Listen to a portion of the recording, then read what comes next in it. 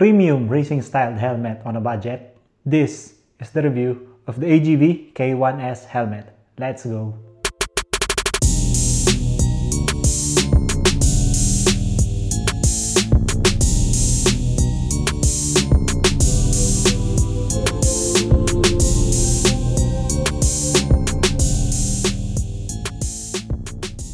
Magandang araw, ako si Jax at welcome po sa Mooncycle. At today, review natin ng isa sa pinaka-poging helmet mula sa isa sa pinakasikat na brand, hindi lang dito sa atin sa Pilipinas, kundi na rin sa buong mundo. Ang K1S helmet from AGV. Pero bago natin simulan ang review na to, as per YouTube, almost 80% po ng mga nanonood sa atin is hindi pa nakasubscribe. Kaya naman, please click that subscribe button para mas makagawa pa tayo ng mga helmet reviews at gear reviews katulad ng content na to. May mga available din po tayong helmets at iba't ibang motorcycle gear sa ating online shops. Click nyo lang po yung description sa baba. So, diretso price muna tayo dito sa ating napaka-poging AGV K1S. Pearl white, no? So, sa monocolors, nagkakahalaga po ito dito sa atin sa Pilipinas ng 12,990. At para naman sa mga graphic options, nagkakahalaga po yan ng 14,990 to 15,990. Depende po yun sa mga special editions na nilalabas ni AGV sa market. So, di ba, for 12,000 pesos, naka-AGV ka na. Napaka-solid, no? Racing style premium helmet na sulit sa kanyang presyo. Pwede mo tong pang daily at sa mga naka-big bike na tropa natin dyan. Alam naman natin ng AGV, di ba? Matagal na po yan sa premium market pagdating sa helmets and gear. May iba rin kasing flair si AGV sa kanilang mga designs, no? Isa ang AGV sa mga ginagayang designs sa market, no? Kasi napaka-iconic talaga ng mga nilalabas na designs ng AGV. At hindi na nalalayo dyan ang K1, no? So, ang K1S po is yung kumbaga evolution nila sa kanilang original helmet na K1, yung previous helmet nila, no? So, K1S, may mga konting improvements lang, no, na binigay sa kanya. More of sa konting design language, pero ang pinaka-updated talaga dito is yung kanyang safety certification. So, slight update sa materials, mas pinatibay, mas pinaganda, mas pinagaan, and yes, mas may updated safety certifications na po ito. So, mga inclusions naman natin sa box, no?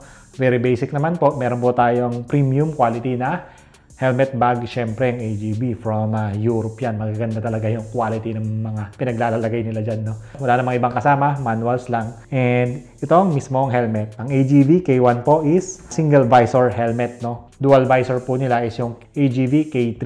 SP naman yon, no? So, yun yung updated ng K3 from AGV. Wala rin po siyang kasamang smoke lens or iridium lens sa box. Talagang ito lang. Usually naman, di ba, sa mga premium helmets natin sa market, very basic lang yung kasama niyan.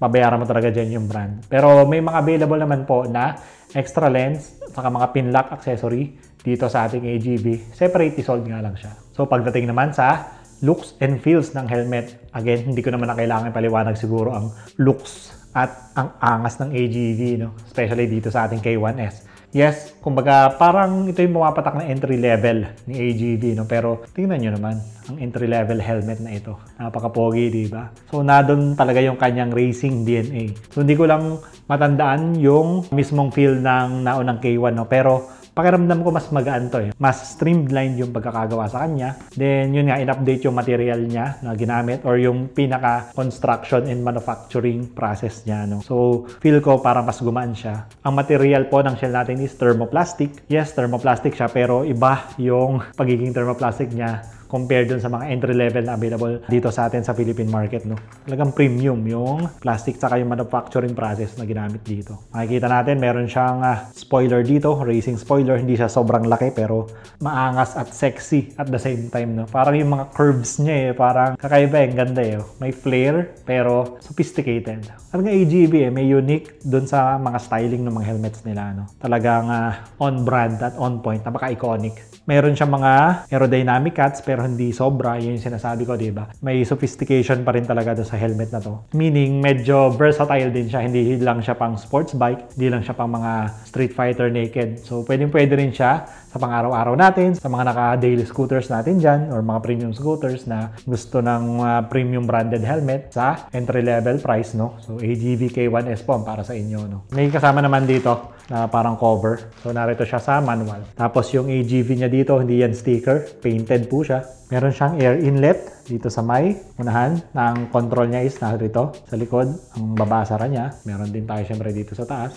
Ang labas ng hangin yan, syempre narito sa spoiler. And again, nabanggit ko nga, meron siyang single visor, clear lens po nakakabit sa kanya. Punta naman tayo sa kanyang paddings. Ang ganda rin ng quality ng kanyang paddings, no? Hindi siya yung katulad ng mga lumalabas na helmet ngayon na parang ang dami-daming design na may faux leather, may basta magulo. Dito, minimalist lang. Para ka lang may neck pillow, yung mga dinadala natin sa biyahe pag nabiyahe tayo ng bus or nabiyahe tayo pag mag-abroad tayo or pupunta tayo sa basta pag mag-aeroplano tayo, di, mga neck pillow na ginagamit natin. Parang ganun eh, no? Pero ito yung mga mamahalin na neck pillow. Huh?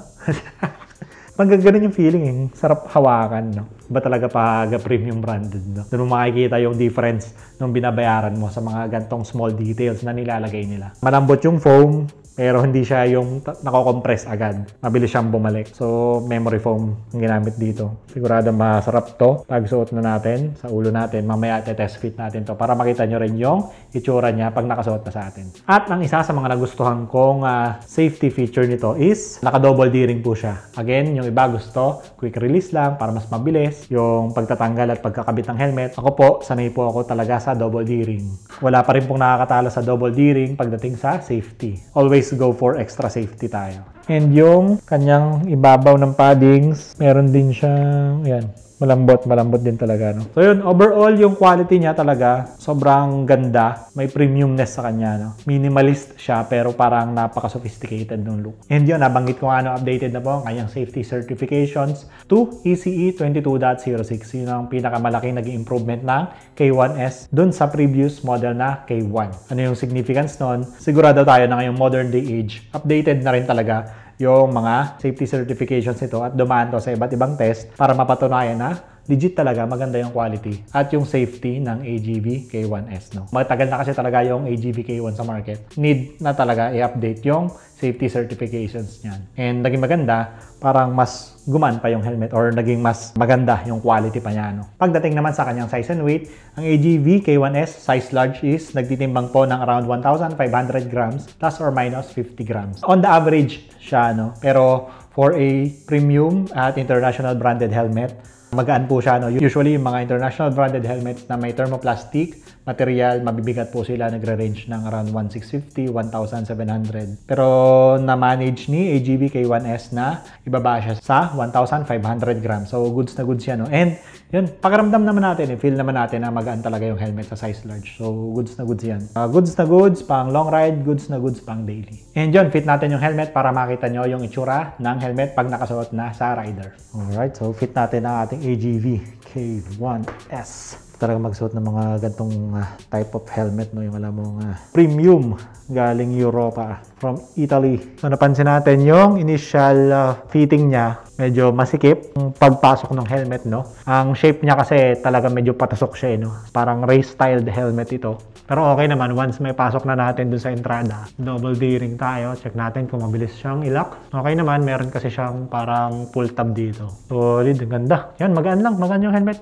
Sarap din yung pakiramdam, ang ganda ng paddings niya sa loob. Makapal yung paddings, tapos ang lawak nung, parang ang laki nung space nung tenga ko. So, hindi siya parang compress na compress. Yung tenga at saka yung ulo ko. So, size large, parang luwag sa akin, pero tingin ko magsasettle na rin na ako talaga sa size large dito sa AGV K1S. Pwede rin natin i-try yung medium, pero usually size large talaga tayo sa mga helmets eh. Kung i-compare mo siya sa mga entry-level helmets dito sa atin, wag.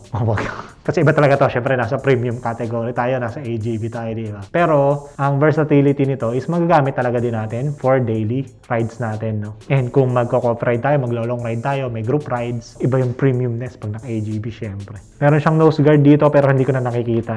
Ang ganda ng technology nito, yung kanyang 190 degrees na field of vision, almost kita ko na lahat. Hindi ko masyadong makita na yung parts ng helmet. Kahit dito sa peripheral, meron lang konti, pero hindi siya nakaka-bother sa akin. Sobrang ganda nito kasi pag nagra-ride tayo, kitang-kita mo yung buong paligid mo na parang wala ka suot na helmet. And hindi rin naman siya nakakangawit. Meron lang konting weight papunta dito sa unahan dahil lang din siguro sa construction ng helmet, no? Yun lang siguro yung magiging concern natin dyan. Pero overall, goods naman. Kasi manageable talaga yung weight ng helmet. And maganda yung padding. Sobrang komportable for a racing styled helmet. May feeling eh. AGV tayo. No? Pakita ko sa inyo yung itsura. Ayan. Ito yung front view. Side view. Back view. Other side. Ano, mag-AGB ka na ba? Tara, wrap up natin tong video na to. Kung premium helmet ang harap mo with the brand recognition and reliability na hindi ka ipapahiya, mahirap talunin ang proposition na binibigay ng AGV helmet na to. Premium build, napakaganda ng foam, napaka-stylish at iconic na siguradong pag nasa ride hindi ka ipapahiya. AGV K1S, ang next helmet sa collection mo ngayong 2025. Again, maraming salamat po sa pagsama. No? Please, palike and share naman po ng video na to.